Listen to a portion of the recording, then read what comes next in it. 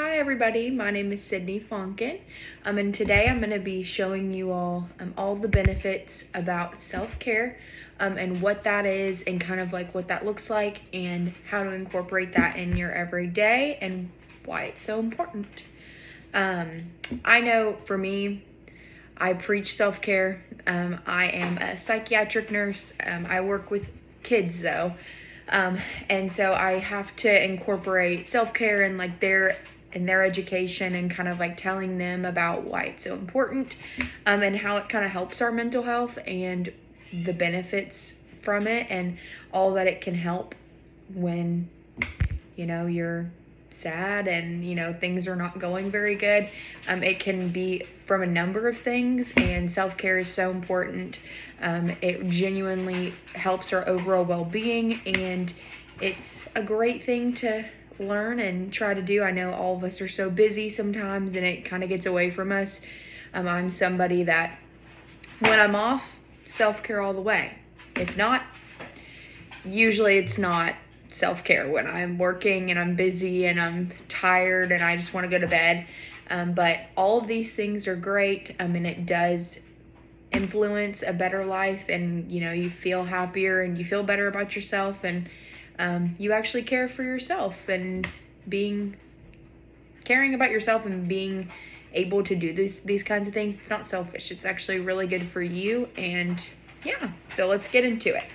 It's kind of hard to look at this on the video, and if you all hear my dogs, I'm so sorry, and my cats. I have a zoo in here. So self-care, what is that? So self-care is basically just trying to promote your own well-being, and it's so important. Just being able to do certain tasks, like it could be just going to bed a little bit earlier and getting those hours of sleep, maybe going out for a run, exercising, eating better. Basically that's what it is. WHO defines it here. So WHO defines self-care as the ability of individuals, families, and communities to promote health, prevent disease, maintain health, and cope with illness and disability with or without support of a healthcare provider. So you really don't need a healthcare professional to tell you this. You can even look it up. Like, you can literally Google it and see what kind of things you can do to input into your life, consistently, and like keep up with it. And it could just be something small. It could be like going on a walk, or for me, mine is taking my dogs on a walk, or spending time with friends and family. Like, that is a form of self-care. And so a lot of people think it's some big ordeal, but there's just different phases, and you can do whatever you want to. So this is mental health defined. Mental health is also our physical health. A lot of people don't think that mental health and physical health have much of a balance. And usually it doesn't. Usually when your physical health is down, your mental health is also down too. They're very similar. A lot of people just don't think that mental health is as important. And it definitely is. Mental health, our brain and how we think and how we view the world, and how we cope and how we deal with being humans is way more important than it's made out to be. There's a huge stigma, as like most people know, that mental health is like frowned upon, or it's not like talked about a lot. And I try to advocate that it is so important. I actually had a few experiences like in my nursing program where, people were telling me that like going into mental health nursing wasn't real nursing. And honestly, if I'd listened to everybody else's opinion, I wouldn't be a mental health nurse. I wouldn't even have done it, because, I was just honestly kind of felt like the oddball, because I was the only person in my entire graduating class that was interested in it. And it's a very different form of healthcare. Very different. I'm not, getting IVs. I do draw labs, but I'm not doing IVs. I'm not, finding a diagnosis in that sense. I'm not giving like super intricate medications to patients. I'm not having to like critically think in that way. Sometimes I still do have to critically think, especially if patients are doing things they shouldn't. But ultimately, mental health is so important, and it's not talked about enough. But if you are able to prioritize your mental health like you do your physical, you'll have a well-balanced life. And it's so hard. It's so hard to balance all these things. But again, trying even the little thing will go so far. So this is a video. I love this video.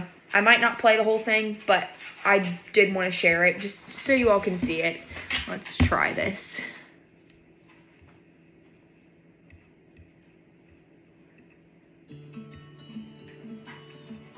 We do things that take care of ourselves every day, like brushing our teeth and washing our hands. These activities are often called self-care. Self-care is something that anyone can do and that everyone should do. Self-care is not selfish, and it is one way we can care for our mental health. Taking care of your emotional well-being is just as important as taking care of your body, because they work together to keep you healthy. Self-care is something you do daily or weekly that focuses on the whole you. This looks different for everyone, so try some things out and see what's best for you. My granny always told me, baby, when you're feeling like you're in a funk, try to do something you don't normally do. So I take her advice and try to get out of my routine, you know? So if I've been slammed with stuff and just been really busy, I like to get out of the house, get some air, and just listen to my favorite music. Sometimes I'll hop online and play some games with my friends. We'll complain about school, talk about people that we're cool with, people that irritate us, whatever's on our mind. Lately, we've definitely been talking about the pandemic and how life has been going. I tell them that what we do, talking to each other, is self-care. And they laugh about it. They give me a hard time, but I think they're warming up to it.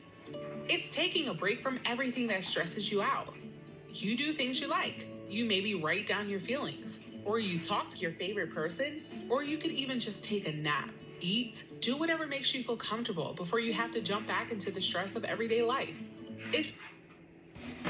So that kind of just showed you the importance of doing this for us. COVID was a very great example that they used. That's why I kind of wanted to get to that point of the video.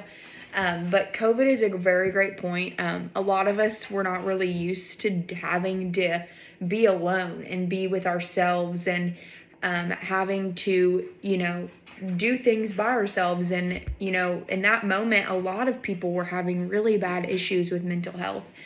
Just because, it was just, normally we're all busy. And at this point, and during COVID, when we were all in lockdown and we all had to quarantine and we all had to be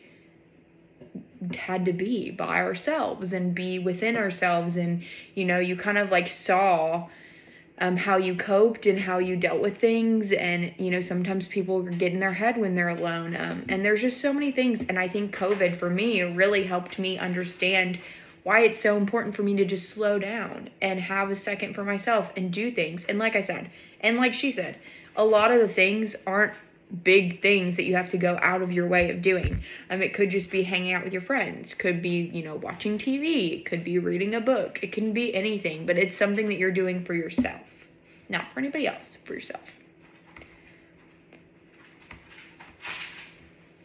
See, oh, there we go. So these are just some stats that I pulled. So mental illnesses are among the most common health conditions in the U.S. More than 1 in 5 U.S. adults live with a mental illness. And then about 1 in 25 U.S. adults live with a serious mental illness, such as schizophrenia, borderline, bipolar, major depressive. There's just so many mental illnesses out there, and they're not talked about enough. And I genuinely do agree that